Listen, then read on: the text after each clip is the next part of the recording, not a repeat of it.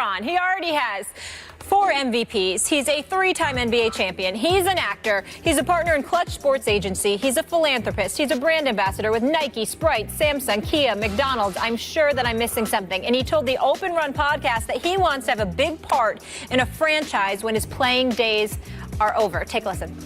I feel like my brain is, as far as the game of basketball, is unique, and you know, I would love to continue to give my my knowledge to the game, and I would love to be, you know, a part of a franchise, if not at the top. You know, one of my dream is to actually own a team. Mm-hmm. You know, and you know, I don't need to have fully hands-on.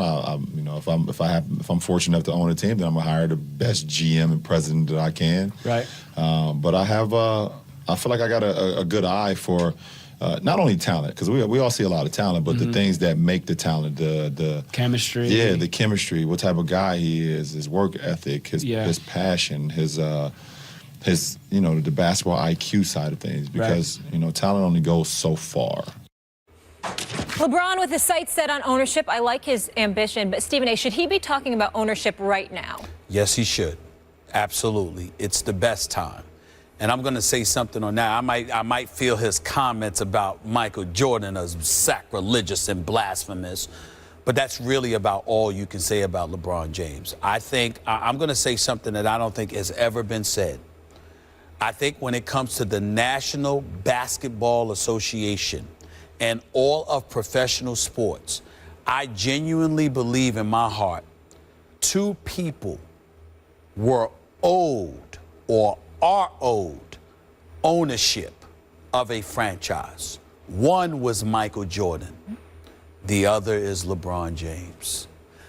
You could throw Magic in there if you want to. That's fine. But Magic and Bird, the combination of the two, elevating the popularity of the sport, bringing the NBA into mainstream, that's entirely different than the global stratosphere. Michael Jordan transcended the sport too, and then LeBron James taking it to another level the way he has from a business perspective. When LeBron James, when you look at him, the pressure that was put on him, the way he's been in the public eye since he was 17 years of age on the cover of Sports Illustrated, the expectations that were placed on his shoulders, how from his very first game going up against the Sacramento Kings when he dropped 25 straight out of high school, to what he has evolved into. It's not just about the 3 championships or anything like that. It is the fact that for 13 years, pretty much LeBron James, with the exception of the Kobe years, LeBron James was the story in the NBA, at the very least for the last 7. And he has carried that baton in exemplary fashion. You can never question his effort. You can never question his commitment to excellence. You can question his accomplishments, but you can't question how badly he wanted it. You can question a lot of different things.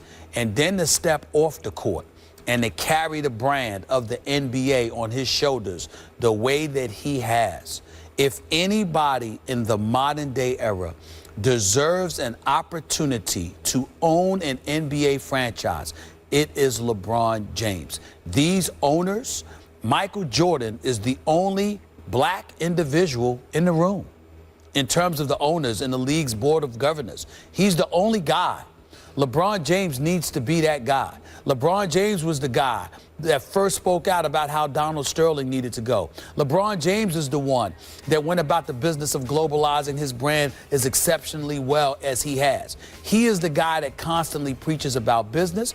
He conducts himself in exemplary fashion. He never gets into any trouble or anything like this. There is no reason on God's green earth for the NBA fraternity to keep LeBron James out of ownership.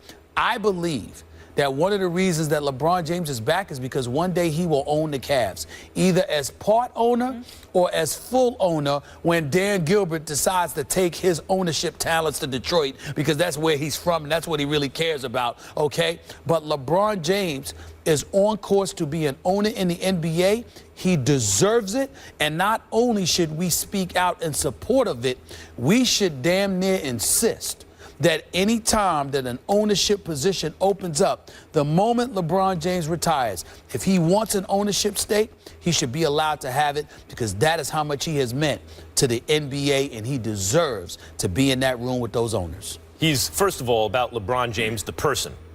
He's 1 in 7 billion as a player. 7 billion people on earth. He's the best at what he does, and basically every tall person in the world, practically I can say that and not be hyperbolic, is trying to play in the NBA. It's super competitive, and he's number 1 out of 7 billion people on earth. But so often with athletes, we also want them to be 1 out of a million people.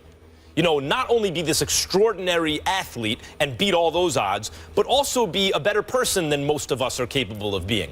In LeBron's case, he seems to have done it. He's a 1 in 7 billion athlete, and he's a 1 in a million person. He really is. He took his day ones with him too. He really boys. No question. You got, if you have a problem with LeBron James, the man, unless it's something I can't. I mean, I think it. I can't imagine what it could be. He has a chance to be a better owner than Michael Jordan. I mean, Michael Jordan hasn't set the bar very high there. And LeBron James, when you look at his personality, from the time he was in high school, he's used his talents to elevate those around him. Michael Jordan, his talent, he always used to smash those around him. Even his Hall of Fame speech, he's taking shots at everyone, his kids, his former teammates, coaches. They're all there to honor him, and he's so competitive, it's like toxically competitive, which is why he's the greatest player ever, and he's using it as a cudgel, you know, to smash everybody, whereas LeBron has always, and Kobe Bryant was the same way as Michael Jordan. LeBron's used his gifts to always elevate everybody around him. I think that bodes well for him as an owner. But you mentioned there's only, at the moment, 1 African-American owner in the NBA. LeBron would be the second. There is something that doesn't sit well with me, that both of them happen to be the greatest players of their era, like maybe the best and second best player ever. Or so the only in a league that is majority African American, there are only 2 African American owners, and in order to get there, each had to be the greatest player anyone has ever seen. There's something that's not. It's like the only path to ownership is you better be amazing with a basketball. Let me say this. Let's be fair to the NBA. First, on 2 points. First things first, Bob Johnson was the first. Yep. Larry Bird and his group was Bob Johnson's competition. Larry Bird walked in there with 13 other people, sat up there talking about, all right, this is what we're trying to do. We're going to get this money together. They were a little short, but they had the money. They were going to get the money, and they were going to get there with their group, and they were going to give it to the NBA so they could hit the Charlotte franchise. Bob Johnson walked in a little while later. This is according to my sources. They gave me some insight on this. Bob Johnson walked in there. Jerry Colangelo, the great Jerry Colangelo, got him in the room. You know, they both got Illinois roots. And Jerry Colangelo got him in the room, and Bob Johnson walked in there and said, I appreciate everything about Larry Bird. Very special man. Great player. We love him. But last time I checked, this was a financial issue here. And here is my financial portfolio. And it was worth in excess of $1.7 billion because of his days owning BET. Who do I cut the $300 million check to? That's how it goes. The NBA did not sit up there and say, hold on. NBA did not sit up there and say, we don't want this black person up in there. They said, huh? $300 million? Come on in. Come on in, green person. So let's be clear. Yeah. Let's be clear. Not only did the NBA do that, they're the only ones who did do it. I'm not suggesting that it's David Stern or Adam Silver. I know you're not suggesting anything like that. I'm just saying that it's important to point out that the NBA is the one sport who has done it. Major League Baseball hasn't done it. National Hockey League hasn't done it. National Football League hasn't done it. Where's the black ownership with those leagues? So if we're going to talk about them, let's get a Richard Lapchick on here to talk about fairness. Let's get a Richard Lapchick here, you know, with his Sports Institute. You know, let's get him on here to talk about the paucity of owners, the paucity of executives, etc. It's not to say that the NBA can't do better, but David Stern and now Adam Silver and the NBA have done an exemplary job in comparison. Could they do better? You're damn right. They all could do better. But in comparison to the other leagues, there's nothing to discuss. Yeah, There's nothing to discuss. I'm glad you made that point. What doesn't sit right with it for me, is not a reflection of the NBA. It's the reverberations of systemic inequality, where per capita there's less wealth among black people, et cetera. Sure. In other words, we are making progress, but Right. we're not there yet. Right. Because even as a percentage of the population, you're going to find fewer African-American billionaires, Right. for example. So what doesn't sit right with it about me, it's that the path, it's not the path specifically to NBA ownership, Right. but let's just call it ownership of a major American sports franchise seems to be you have to be a player and you have to be the greatest ever, Yes. and then you had to front the group, and that's how you get kissed in. But in fairness to the leagues, let's also, as a black community, look at ourselves. Karen Hunter, a dear friend of mine, hosts her own radio show on Sirius XM, Urban View Channel 126, every weekday. Every week, she's screaming at the black community. She is a black woman, a Pulitzer Prize-winning journalist and a black woman. Every day, she's screaming at the black community how our spending power as a community exceeds $1.3 trillion.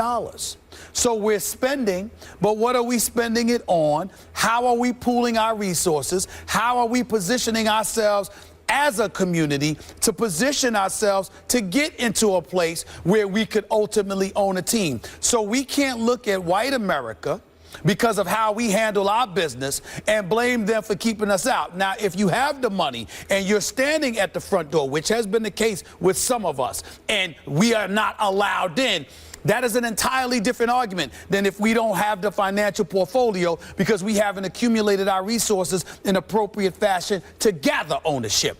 We have to hold some level of culpability ourselves instead of always looking at somebody else to blame.